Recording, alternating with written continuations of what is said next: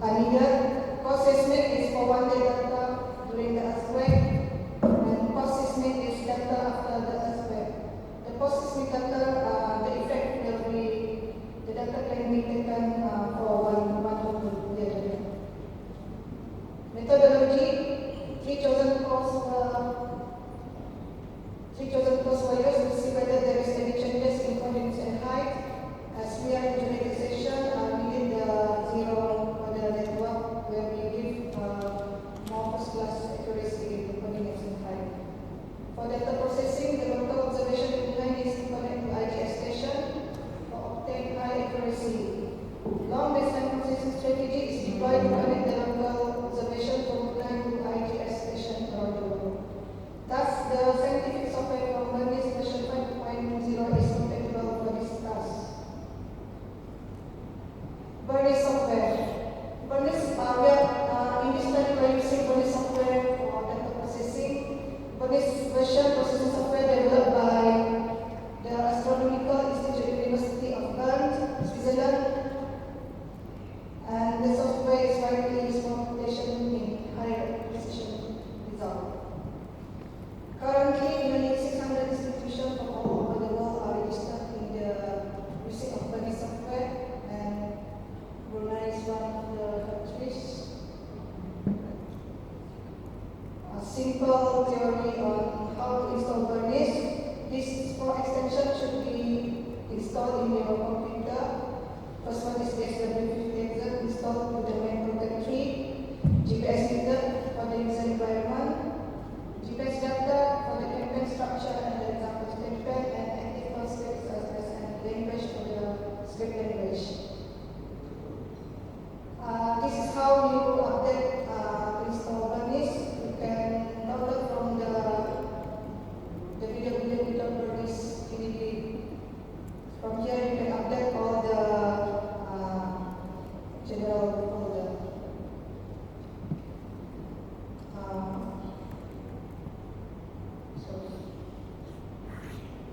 From this website, you can update all of your 3 extension program. And the BSW user 50s, these products, the formatted files, you will need to update them currently. So the process is you just click the BSW user 50, go to the gen file, and you have to update all the files that concern, for example, for the receiver satellite. And this folder you have to copy in and save it into your directory for installation.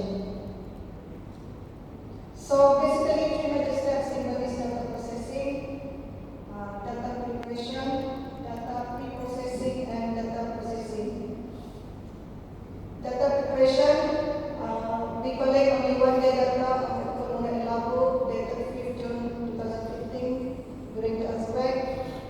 From this date, you have to know the GPS week, day of the year, to update some general data for processing Bernice. So GPS calendar, you can go to the website. This is the example of the GPS data calendar, where 5th June is the week of the day is 1847. Preparation of data. 5 folder you have to update first before you are going to pre-processing. ATM data is atmosphere files, which are global atmosphere models in the Bernice format, obtained from the IGS processing code. It will be used to resolve the feasibilities using the click strategy that is quasi-uncertainty.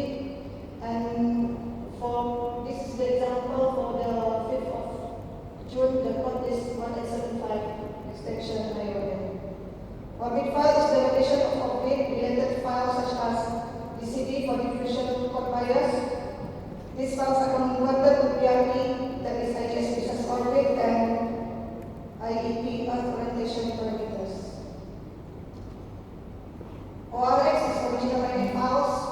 RAW is Bernice files ready to input into the processing. STA is campaign specific station files. This folder is based on your observation, based on your GPS week. Availability of a station begins. We are doing this study, but we are using 9 IK stations, mostly from Australia, China, Indonesia, Singapore, India, and Philippines. So we set up a campaign for the one-day doctor of 5th June.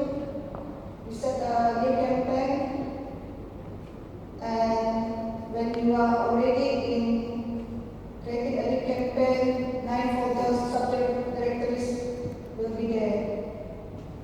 And we have to set a session for that specific day. You have to change your year month based on GMT week. You have to set the session and set it, okay. Data preparation, conversion from RISE to Kurdish format was using the RISE observation programs. The output will be in form of files. On the computation, the programs associated with the computation are technology. Data preprocessing. Before you're going to process, your data should be preprocessing first. So there are 3 main programs for data preprocessing.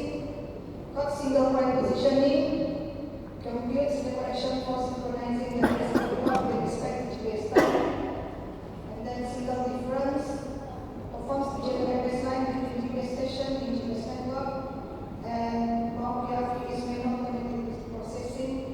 For data screening, remove your cycle here.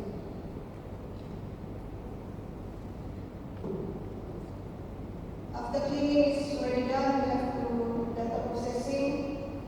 2 main programs are used. GPS set is to estimate the coordinate and add any queues to adjust the coordinate. Locality of processing is determined by subscribe of ambiguity result, which is estimated in GPS ESD program. This study used ambiguity resolution strategy from quasi-diagnosed PLP, that is QIF. This is the results of the one-day data that we have chosen from the course. From the result, high percentage of results ability indicate that the quality of data processing is well performed, average of more than 70% ambiguity, and the RMS is at 1 cm, that is 2 mm.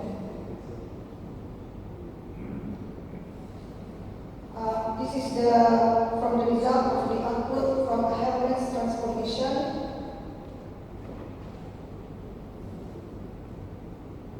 Where the translation in not is like this, here, 0. This is the result, normal equation, where it gives you the coordinate and long.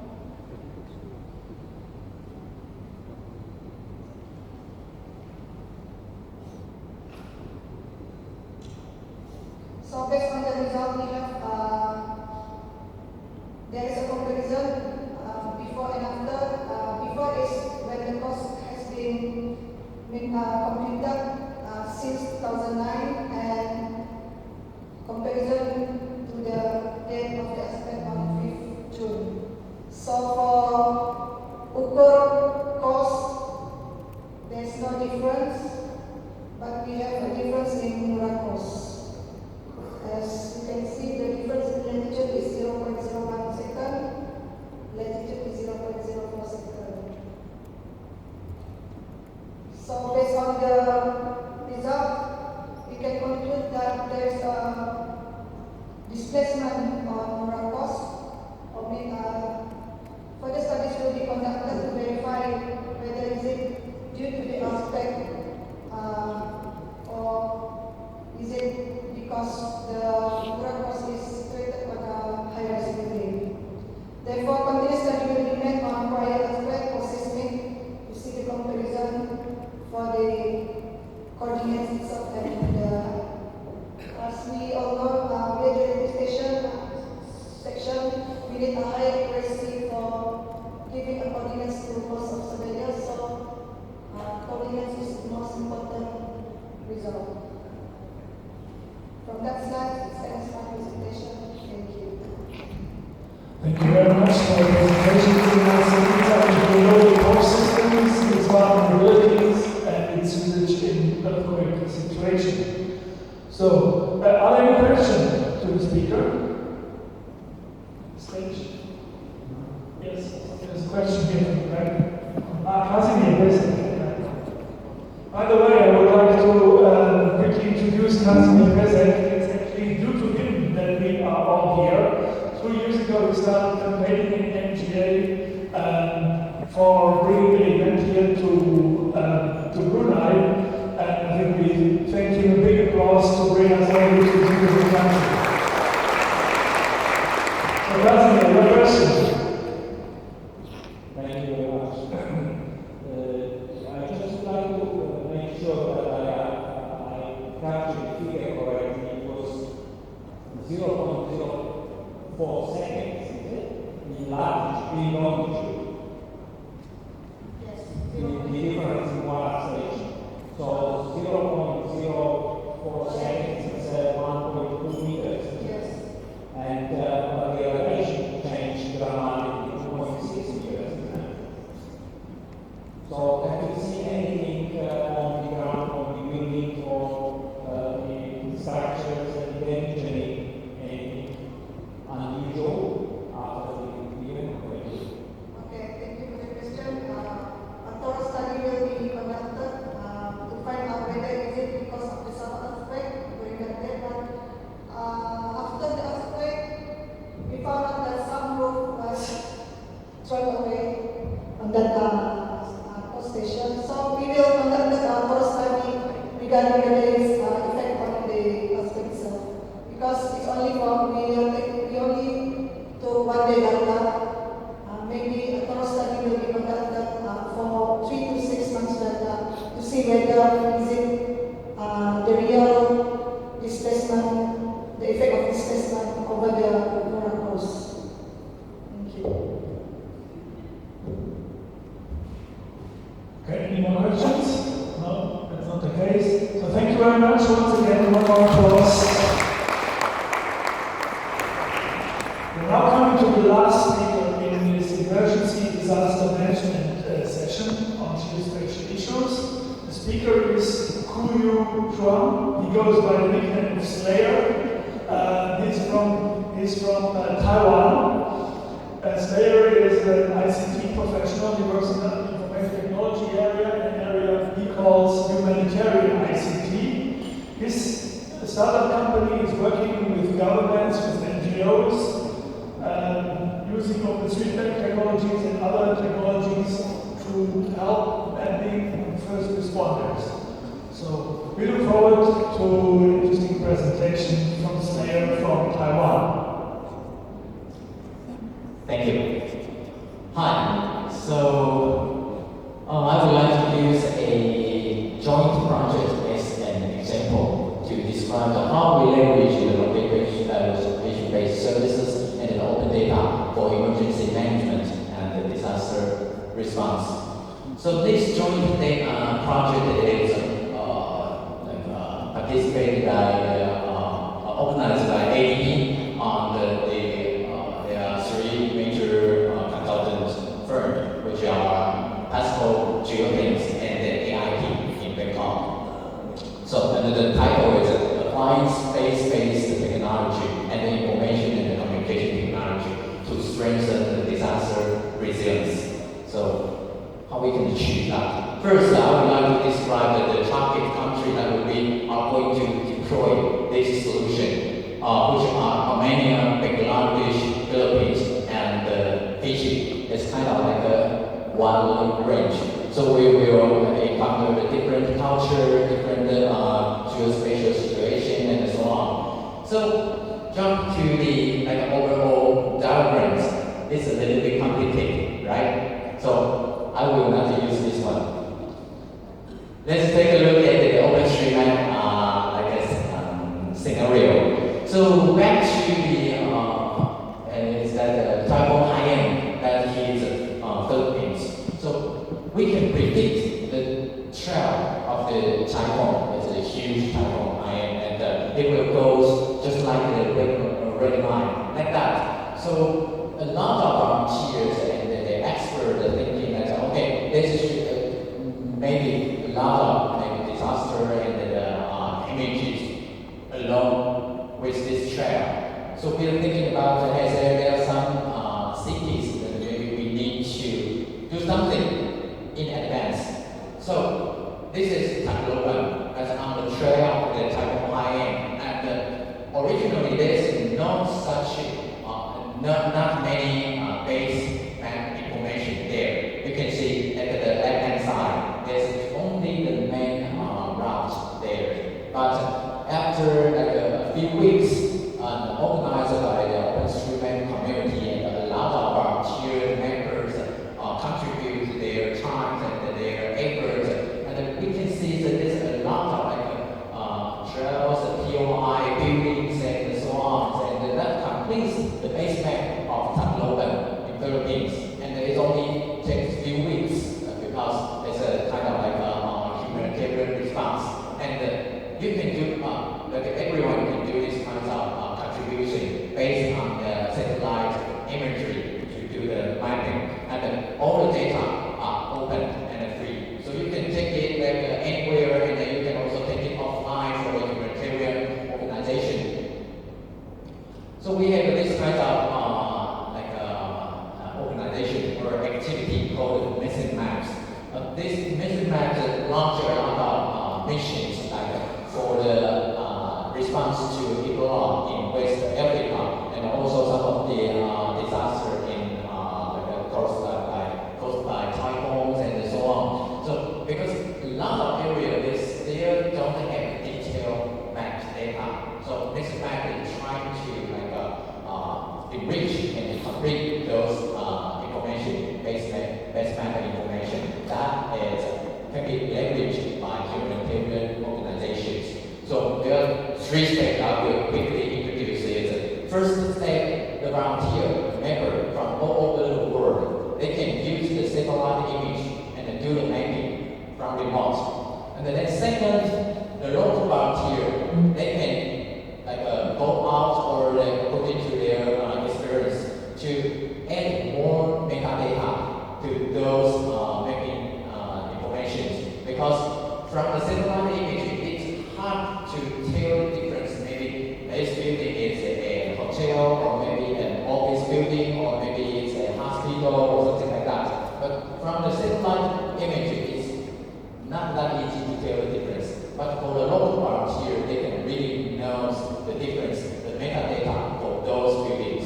So the second phase is achieved by the local community and local volunteers. And then the third phase will be, we will deliver those information, base map information to the international humanitarian organization, just like the Red Cross and the Red Crescent and so on. So let's get back to the system diagram, the previous diagrams. One part of that diagram is about leveraging the satellite image, so we can do the OpenStreetMap mapping. It's a volunteer activity, and of course we can do the disaster analysis and the asset management and so on. Feed those information to the GIS system that we are going to deliver to the government in the 4 target countries. And then we are talking, we are going to talking about another question.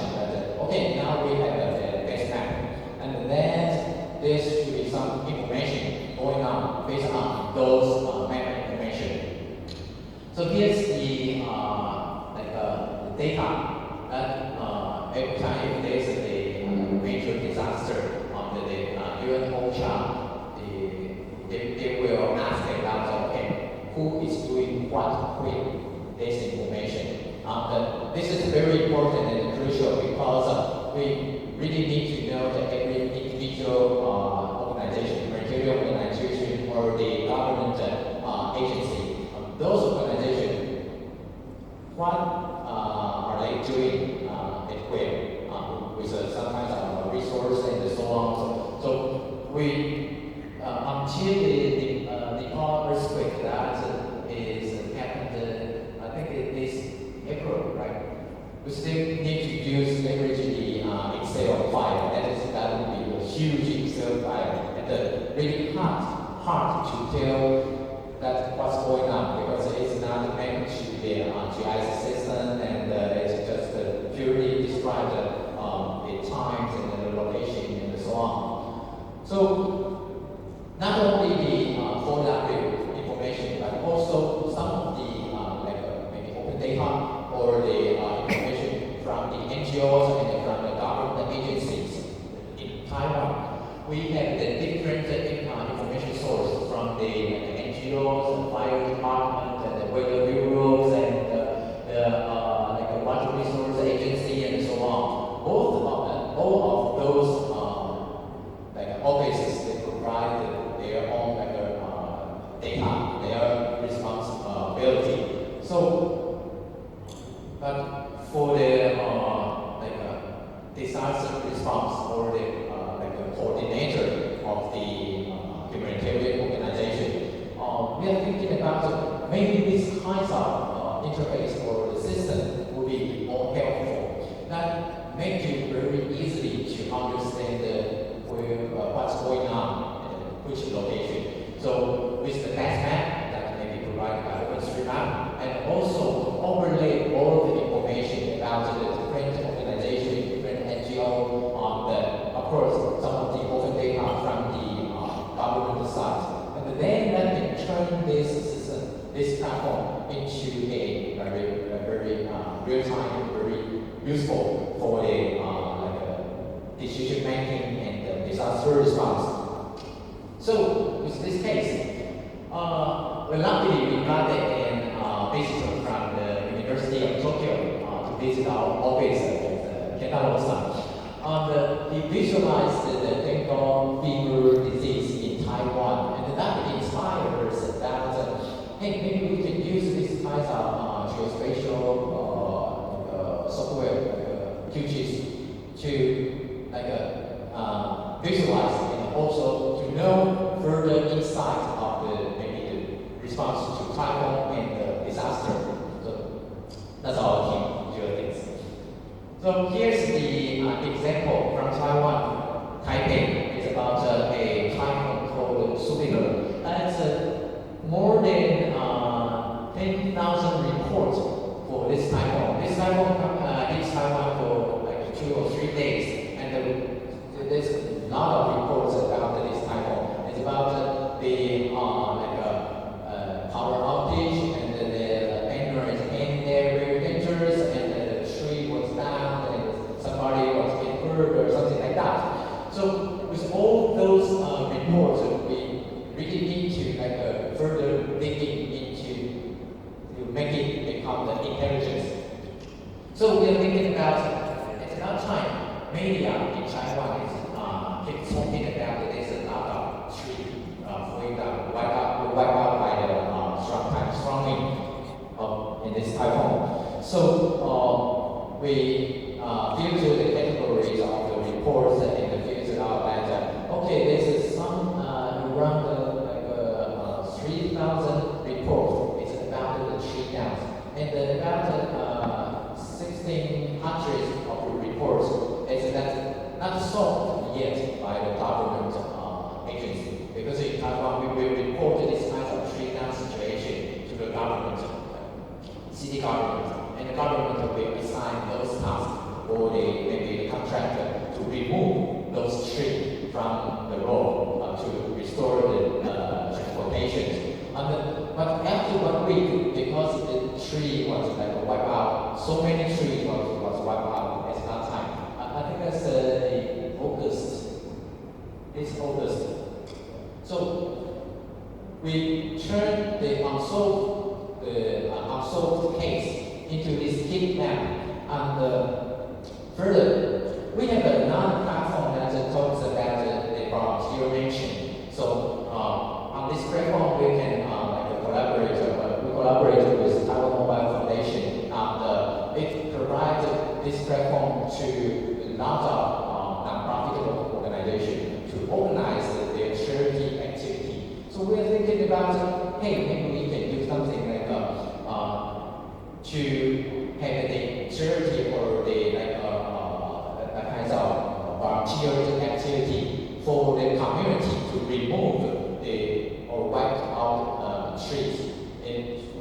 need to really wait the government agency to handle all the things until like maybe 2 weeks or 3 weeks. But for like this kind of charity or volunteer activity, we can organize those activities from the volunteers. And solve that problem for your living area. That would be very good to have this kind of system connect with each other, like through the open data about the disaster response and then the volunteer management platform. Combine those two together. And then we will also talk about in these over 10,000 reports. There's also some of the reports that's talking about the dangerous billboard any layer, and so the citizen will report about okay, there's some dangerous billboard there. So we're also thinking about okay, we can further also use this information to notify the people who maybe pass by this area.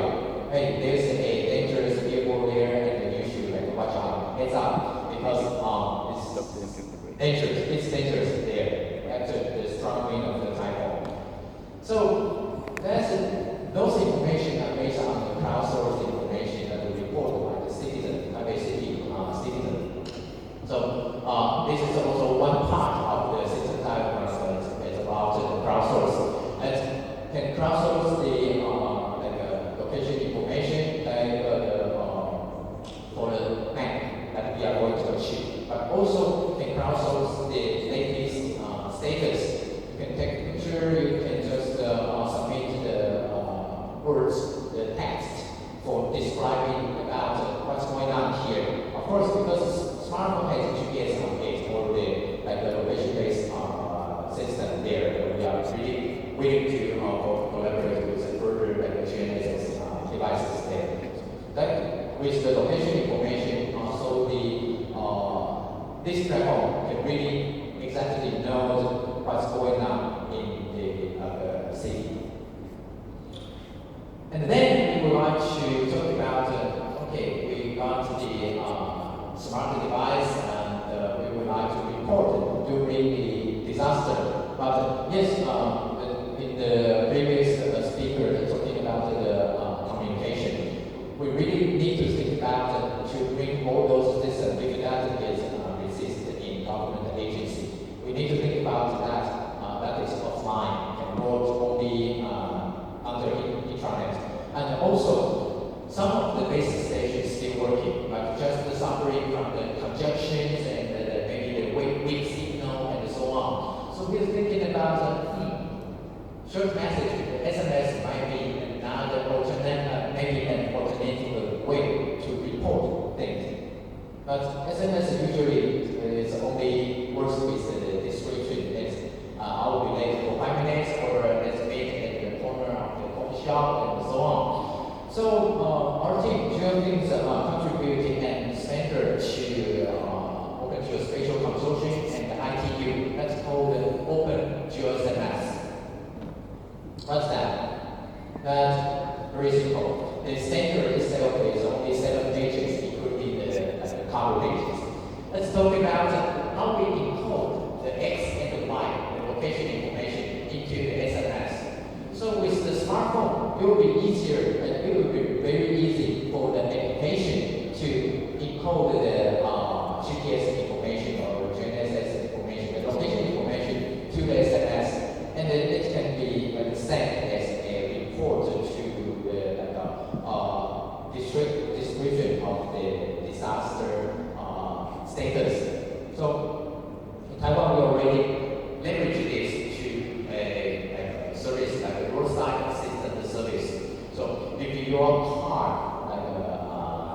breaks down in the middle of nowhere, especially maybe here, I really don't know the person address and how to contact even my call out for the service operator. I don't know how to describe my location.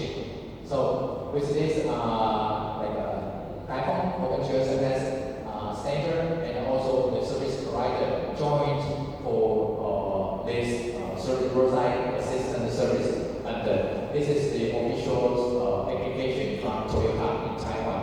So the driver can easily just push the button and send out like a request about for the roadside assistance. So the best part of this leverage of open GSMS is even the signal is very weak. It's only like 1 or 2 signal. You can do something like this. But once the SMS goes out, you will go with your description and your location. So that's a very nice feature. So we also leverage this feature in different crowdsourcing platforms for disaster response. One of these is an open source platform called Shahana, and you can find the source code of this platform and there's application for Android platform, and also the support with Shahidi. That's also another open source platform for the instant report. Maybe we can quickly take a look at in Nepal earthquake. There is a team called Kathmandu Living Lab that deployed the Shahidi platform. We got the information from all the report almost everywhere, because it's really not easy to deploy the communication system to remote area or remote city. So with this system, they can report it through the web, through email, SMS, and so on. So you can get the like a latest status or maybe the needs from the remote area. And after some of the communication by the Kathmandu Living Lab and verify the request is indeed a request, another remote, that they will connect with the international humanitarian organization or the Nepal armies to do the further action. So the follow-up action is very important, not just the platform. So let's back to the system background about how we leverage the LDS and the central image space information for the disaster response. So first, we got the satellite image on the frontier mappers to do the best mapping for the area that maybe they don't have the best map at all. That would be at the left upper corner. And then we got the application on your smartphone that allows the citizen or the government officer can do the situation report or do the assessment report. These kinds of things. Of course, for the citizen, they can use these kinds of application to report what kinds of problem they run into. And also, we have a server-side application that allows the government to do these kind of things offline. So it will synchronize locally without connecting to the backbone. It's very important because when you there's a major disaster occurs, sometimes the outgoing communication is off. So we need to make it run intranet. We call this a platform called Jobiman. There's a platform that's combined with the web service and the mobile application. So you can submit the reports, you can do the filters, and you can harmonize with the data from OpenStreetMap server and so on. And we are also thinking about the UAV assistant. So maybe we can talk further about that offline later. So we already delivered this kind of idea in United Nations Office and World Bank, and of course with GNSS. So we would like to have a further collaborations with this more devices that leverage GNSS or QGIS and the QNSS that one. So if there's more devices for this, we can certainly make the platform, this disaster response platforms stronger and now we are also looking for the Horizon 2020 partners, because this platform I believe that not only good for the Asian country, but also that can do the further response for the European area. So we are also looking for the Horizon 2020 partners. Now we already talked to the AIT, that's another AIT, Australian Institute of Technology, and also we will collaborate with United Nations Office for Outer Space Affairs. At first, I thought this name is really interesting me for outer space. Yes, maybe some kinds of alien and so on. But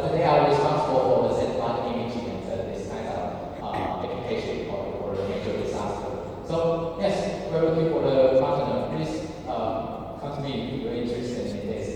And yes, we things and we organize the needs and the contributions and deliver those information through the ICT tool to the humanitarian organization. Thank you. Thank you, sir, for giving us the insight of what the crowd can do for geospatial challenges. I think that's probably summarized best how to activate the crowd and bring people as sensors, as bringing people's intelligence into governmental, humanitarian, public processes. Are there any questions? One question, but then we're going to coffee break. The coffee break is right afterwards. No? Everybody wants a coffee? So, thank you once again, Slayer, and we will continue after the coffee break. The time is in the program with two short presentations. We will talk about the entrepreneurship angle with some more examples from Europe from my colleague Lucas Lando, and then we have the concluding remarks from Satoshi Kokura-san. So, looking forward to meet you again after the coffee break. I think you have reserved it very well.